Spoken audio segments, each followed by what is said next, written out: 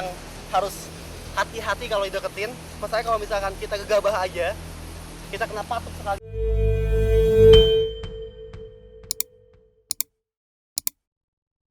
Kawasan Gunung Gede yang terletak di 3 wilayah kabupaten, yaitu Bogor, Cianjur, dan Sukabumi, merupakan gunung yang memiliki zona-zona submontana, montana, hingga subalpin di puncaknya. Sedangkan hutan yang ada di kawasan Gunung Gede dikenal sebagai salah satu yang paling kaya jenis floranya. Oleh karena itu, fauna yang ada di balik kerimbunan flora atau vegetasi di hutan lereng Gunung Gede tentu sangat menarik untuk dilihat dan didekati. Udara sejuk dan segar yang menjadi ciri khas kawasan lereng Gunung Gede menjadi daya tarik bagi wisatawan untuk datang. Bahkan pada zaman penjajahan dahulu, salah seorang tuan tanah Belanda tertarik untuk membuat sebuah rumah peristirahatan yang saat ini dijadikan istana kepresidenan di kawasan Cipanas, Cianjur, Jawa Barat.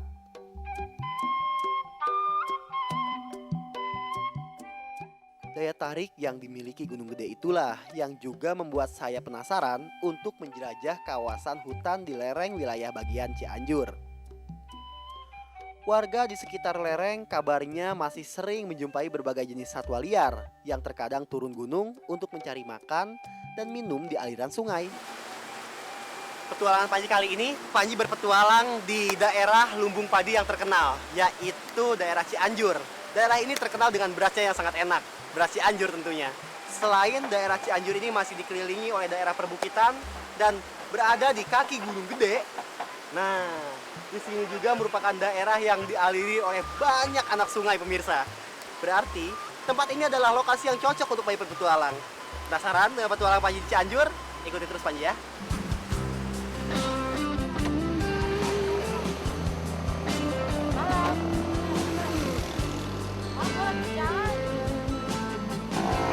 Ada Panji nih, ntar sambung lagi ya.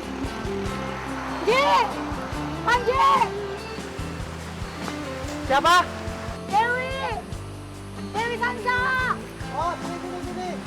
Lewat situ tuh, lewat situ. Gua ambil dulu ya. Ya. Ternyata itu temen Panji, Dewi. Nah, kebetulan dia juga suka ular.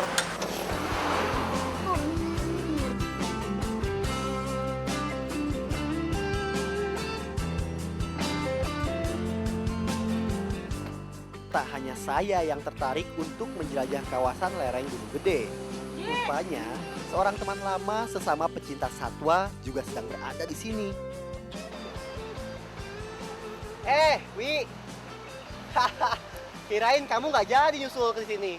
Jadi dong. Kok telat? Macet.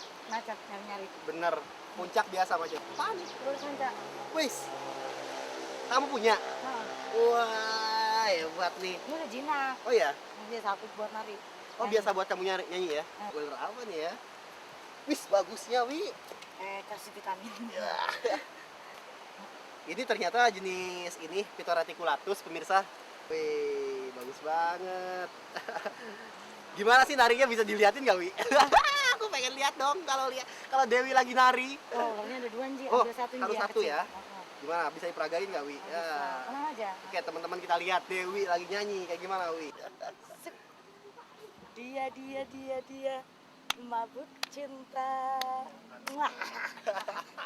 Nah, Dewi ini sekarang mau ikut Panji berpetualang nyari sanca yang masih liar, pemirsa. Oke, yuk, kita jalan yuk. Oke.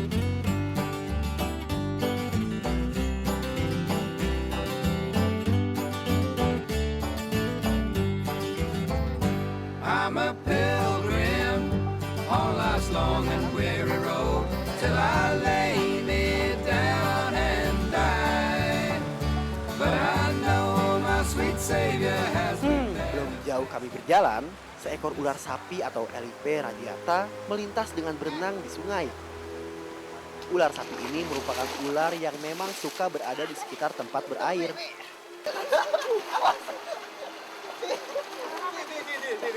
Kenapa ini? Ini jenis ular air. Gerakannya aktif banget ya? Ya, Kayak ini sih, kayak warnanya kayak sanca tuh. ya jenisnya warnanya kayak sanca. Itu bisa nggak? Ya, nggak berbisa. berbisa. Nggak berbisa. Cuma kalau orang kena patuknya, kalau misalkan nggak biasa, itu bisa lumayan lah meriang-meriang lah. Kecepatan yang dimiliki ular sapi merupakan senjata baginya untuk berburu mangsa. Sehingga beruntung bagi saya bisa mengimbangi gerak cepat ular yang satu ini. Keunikan lain yang dimiliki ular yang satu ini yaitu bisa memipihkan tubuhnya agar terlihat besar dan menakuti mangsa atau predator lain. Ini ular larinya kenceng banget. Dia Kayak waduh, warnanya kayak saja. Heeh. Tapi bukan ular saja ya. bukan ular Ular lain. apa? Elipera diata nama latinnya. Ular tikus. Kadang-kadang disebut ular sapi. Dia perenang yang handal loh. Dia renangnya lihat. Tuh. Cepet dia. Oke, Wi, sekarang kita lepas lagi aja ya. Yuk kita terusin ke sana yuk. Semakin berjalan ke arah puncak, udara di sini semakin sejuk. Suhu rata-rata di kawasan lereng Gunung Gede sekitar 18 derajat Celcius di siang hari dan 5 derajat Celcius di malam hari. Oleh karena itu, menyusuri jalur pendakian Gunung Gede sangat menyenangkan, meski berjalan cukup jauh hingga berjam-jam. Berada di kawasan hutan sebenarnya sama saja dengan menguji adrenalin. Karena daerah seperti ini merupakan kesukaan ular-ular berbisa, seperti kobra dan king kobra. Mereka senang bersembunyi di bawah dedaunan bambu kering yang sekaligus bisa dijadikan sarang. Nah, anjing ya, di depan itu ada ular kobra ya. Keberadaan ular kobra atau Nayas putatrik di perlintasan yang sering dilewati manusia ini mungkin dikarenakan ular ini sedang mengejar mangsa atau sedang berburu. Karena pada umumnya di alam liar seperti ini, ular cenderung menghindar dari daerah yang sering dilalui manusia. Dia nggak seberapa suka nih kita deketin nih. Kak Aji lihat dia ngembangin hoodnya, nyerang dia. Pada dasarnya semua ular termasuk ular kobra hanya menyerang manusia bila diserang terlebih dahulu atau merasa terancam. Ukuran tubuhnya yang ramping dan agak kecil membuat gerakannya lincah dan cepat dalam menyerang. Karena emang daerah ini daerah di mana sinar matahari bisa langsung sampai ke tanah ya. Jadi ular ini bisa berjemur dengan maksimal di sini, dengan baik. Karena ular sendiri membutuhkan sinar matahari itu untuk proses metabolisme tubuhnya, pencernaan. Ini king kobra atau kobra? Ini kobra. Kobra. Ini kobra. Ini jenis kobra hitam, kobra Jawa. Tapi yang satu ini galak banget ya. Kita deketin aja nih. Dia langsung nyembur. Ini benar-benar ular yang harus hati-hati kalau dideketin.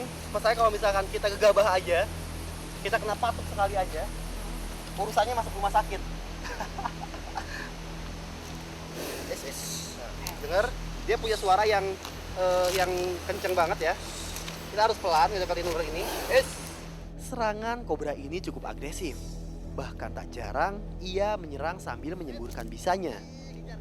Semburan bisa kobra bertujuan untuk melumpuhkan lawan.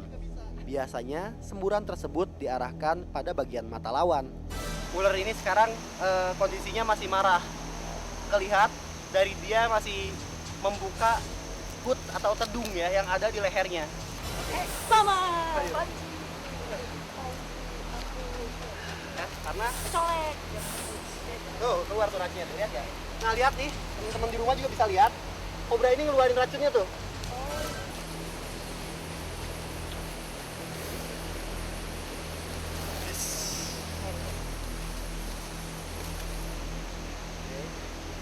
Ini.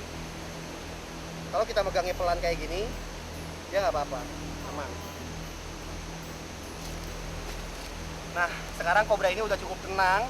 Cuma ingat, pemirsa di rumah, jaga kalau misalnya punya adik, jangan kalau misalnya ketemu ular di rumah atau di mana nggak boleh ditangkap sembarangan.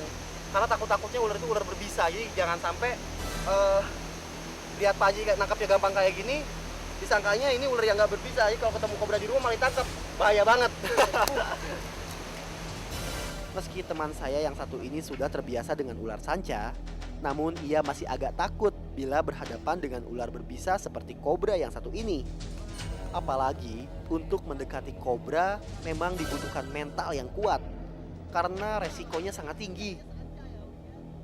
Gimana? Udah cukup kenal ular yang satu ini?